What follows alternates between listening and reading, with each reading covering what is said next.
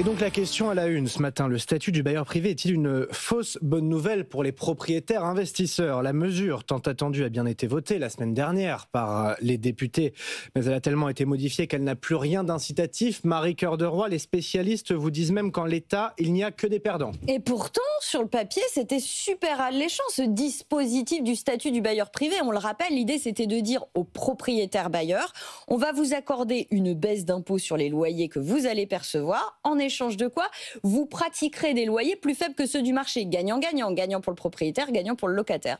Le problème, c'est qu'à la fin, on a un dispositif ultra complexe et surtout, quand on le décrypte, ce dispositif, il est même pas attractif. Concrètement, on a des baisses d'impôts qui sont beaucoup plus faibles que ce qu'on envisageait. C'est un système d'amortissement. On est autour de 3,5% pour le neuf, 3% pour l'ancien, avec en plus de ça un plafond à 8 000 € maximum par an. Donc déjà, des avantages fiscaux moins avantageux que ce qu'on imaginait au départ. Mais surtout, le problème, c'est le loyer.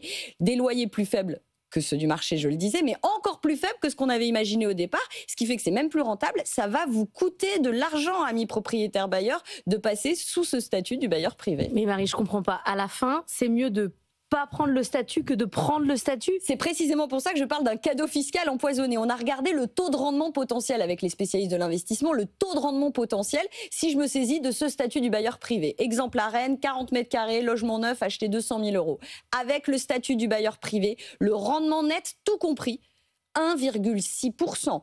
On serait à 1,8% sans rien du tout, sans le statut du bailleur privé. C'est-à-dire qu'on va perdre de l'argent à se saisir du statut.